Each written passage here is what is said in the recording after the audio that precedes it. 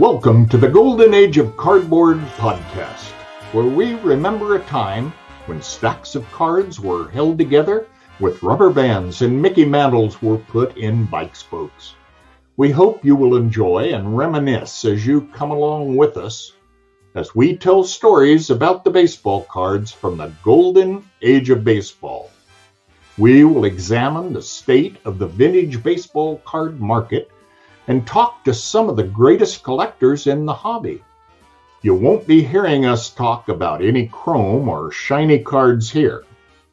Now, to take you on this retrospective journey, here's your host, direct from the shallow end of the gene pool, my son, Mike Moynihan. Yo and hello everybody, Mike here. Welcome to another episode of the Golden Age of Cardboard podcast.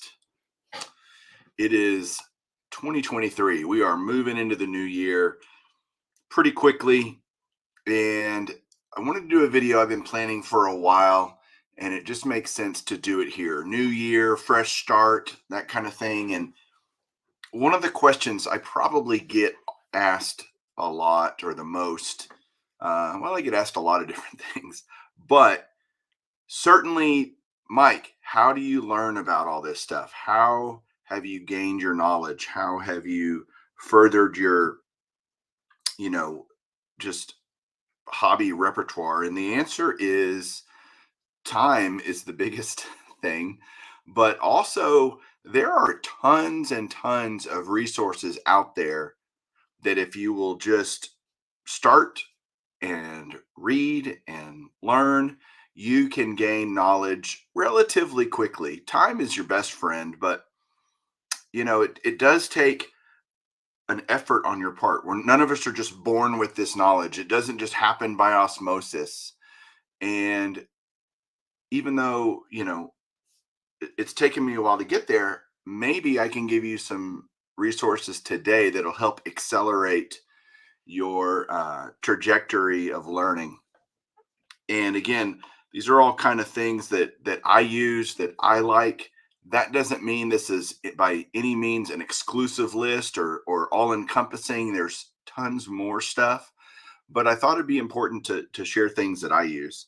The first thing, this is going to be a little bit more difficult today if you're listening on podcast. So I will do my best to explain things, but if you have a question or whatever, feel free to reach out to me on anything that I say today on Instagram. At Baseball Collector Mike is my handle there.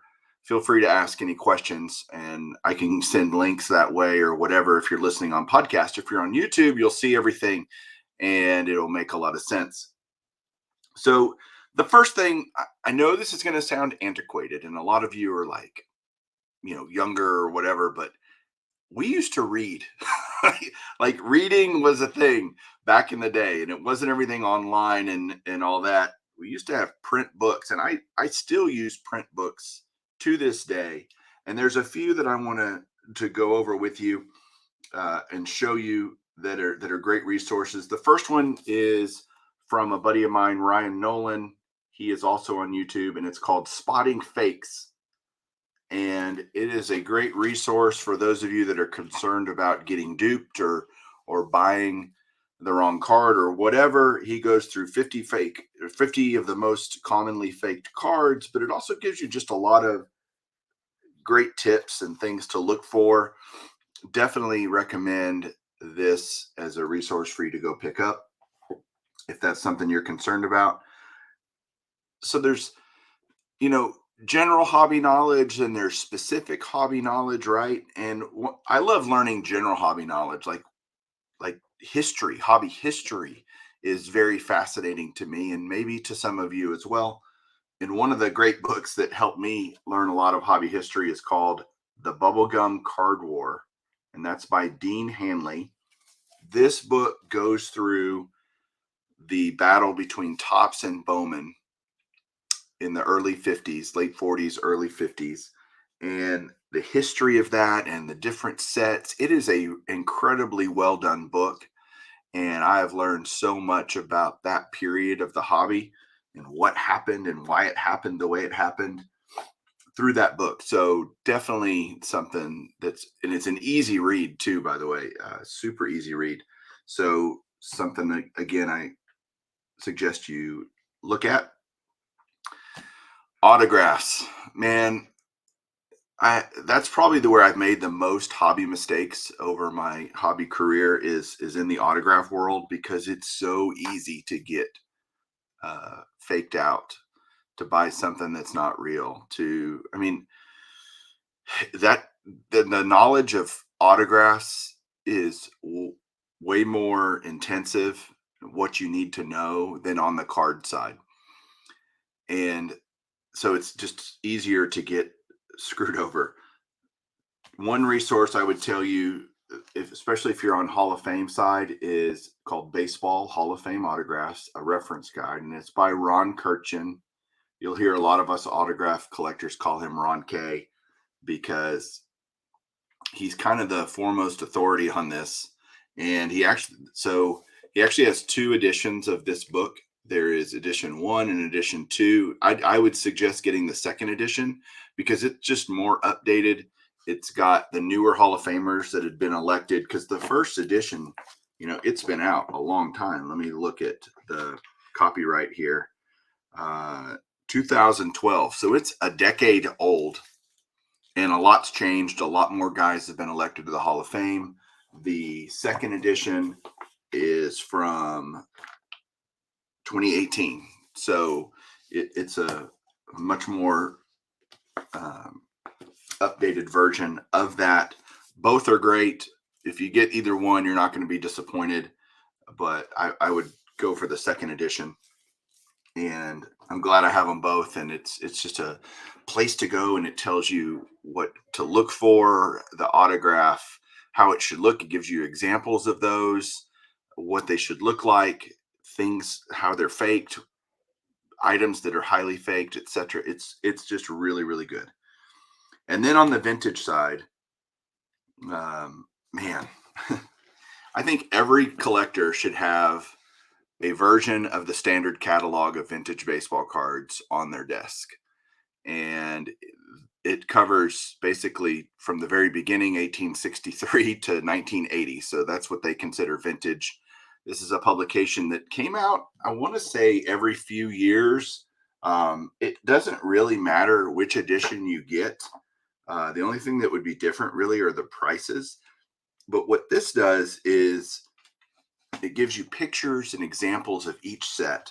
It gives you a little write-up on each set, so that if you, oh man, what is this card? And you can kind of start figuring it out and learning about that set. It's just a great reference guide, kind of the vintage Bible, that I would say if you're a vintage guy, you should have one of these. No matter what year it is, it would be helpful to you, I think. And you never know when you're going to need this stuff. Now, all the resources that I'm giving you guys are not vintage exclusive. They would apply really to just sports card knowledge in general. So whether you're a modern guy, ultra modern, vintage, whatever, all of these things can be helpful to you. Next up, online resources. There are a proverbial ton of them. I'm going to go through a few and hopefully can give you guys some resources. The first one I'm going to talk about is YouTube. I mean, YouTube is a wealth of knowledge if you just start looking. I know I'm subscribed to hundreds and hundreds of channels, and my advice would be subscribe to more than less in terms of number of channels if you're going to do the YouTube route. Because although my feed is pretty packed every day and there's no way I can watch everything that shows up in my feed, you never know when somebody's going to put a video out that you find interest in, or that, there's guys I watch every video, there's guys I watch only a few, but I'm always subscribed, because if there's something that, oh wow, that's really cool, I want to go watch that, or learn something from that, or I've never seen that based on the thumbnail, etc. That just always makes me gives me the ability to learn more. So YouTube is an absolutely fantastic just treasure trove of information out there. So many guys that know so much about all this stuff, or they specialize in different sets and they'll do videos about it. And I'm telling you, it's a great place to go. Obviously, podcasts and things. There's guys out there. There's not really a ton of podcasts. There's way more, way more on the YouTube platform than there is in podcast form. But I do get all the time that people learn a lot from my podcast. So grateful to you guys that do get something out of it, and I really appreciate that. Next up is forums. Now, this can be a mixed bag because some people in the forums are just crotchety old, whatever, fuddy-duddies. But, forums can be a great source of knowledge. And there are two primary forums that I participate in and am a part of. The first one is Blowout. It's blowoutforums.com. And all of these things that I reference, if you're listening on podcast, go to Google, put in what I'm saying, and then you can find it probably very easily. But Blowout Cards, or Blowout Forums, I should say, which is an offshoot of Blowout Cards, the card seller. They have a incredibly well traveled forum in terms of number of people. There's tons and tons of folks on there. They have all kinds of different categories, every sport, vintage, modern, you name it. They have buy, sell, trade. They show guys opening boxes and case breaks, in terms of maybe not necessarily showing the actual, they'll show the cards that they got and talk about good product, bad product, you name it. It's on Blowout.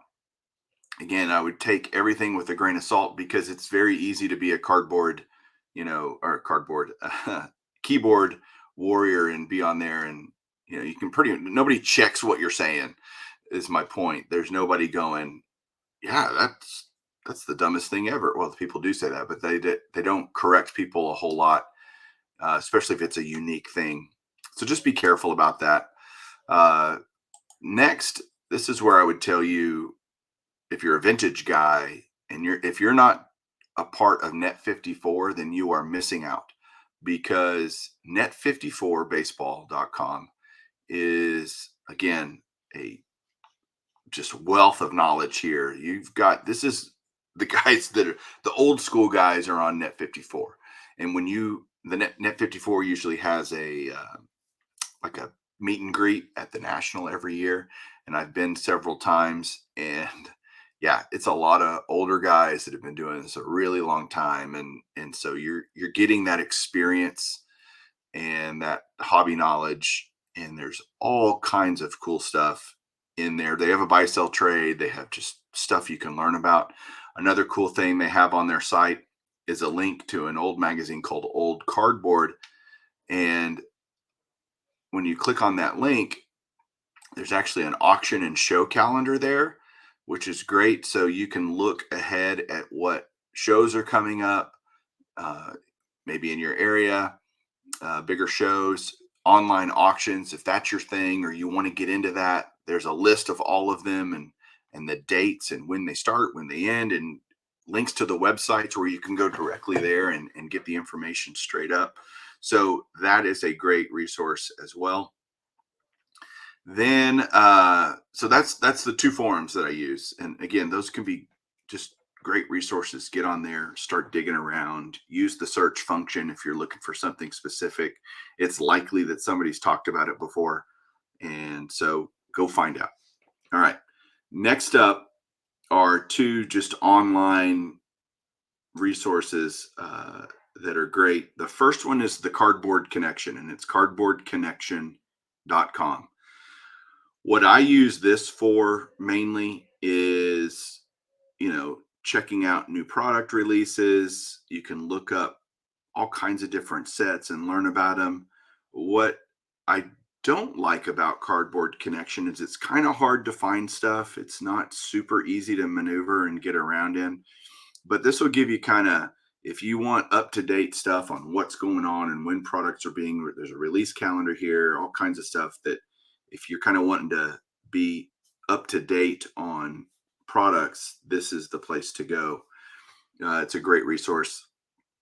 There is a lot of great information about different sets. If you're looking at a specific year, gives you checklists, gives you pack odds, all kinds of information there.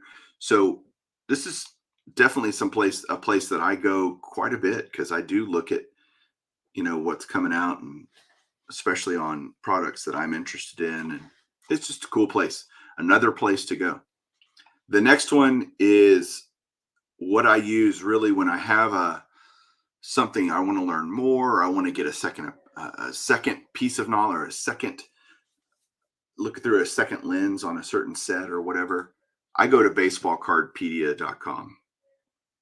This is a great resource.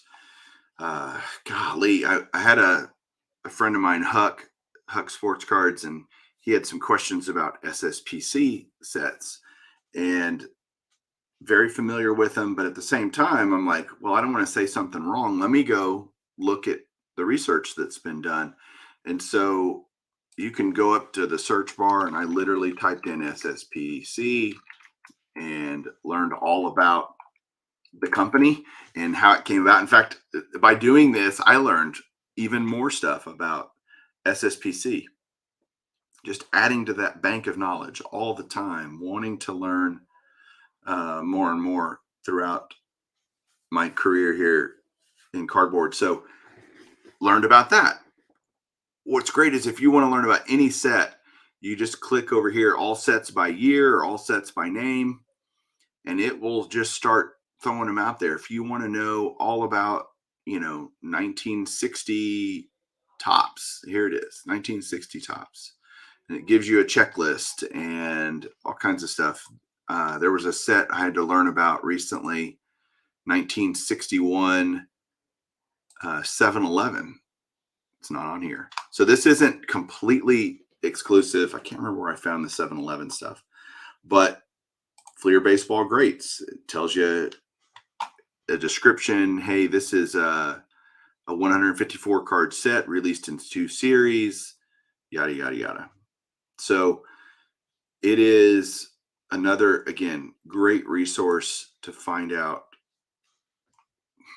all kinds of different stuff about sets. Yeah, just play. It's so much fun to go through this stuff. The last resource that I want to give you guys is there's publications out there that most of it's gone online. I mean, a lot of publications have moved digital, and no doubt, but Sports Collectors Digest is a great one. They have all kinds of latest news. Like if you want to keep up to date on what's going on in the hobby, they do a really great job of putting stuff out there. They have a section called Collecting 101 where you can go in and there's all kinds of great articles about learning stuff about the hobby. They also have an auction and show calendar on their website. So that's another resource if you don't want to use old cardboard or whatever. Again, multiple places. No one resource is perfect, right? You're talking about so many different things that are available to us. My advice is to go out, find something that works for you, some method that you like to learn. Some of us are visual learners, some of us love to read, etc. I kind of like all of it, and most people can kind of do all of it. So find something that you like and just start learning. That is my best piece of advice about that. So man, I know I went through a lot really, really quick there, but I thought it was important to do a video like this and get this out to you guys so you can have it, and just kind of a bonus episode of Golden Age of Cardboard, short, sweet, and hopefully to the point. Let me know what you guys think down below. I appreciate you guys watching. As always, listening out there. Have a great one and keep collecting.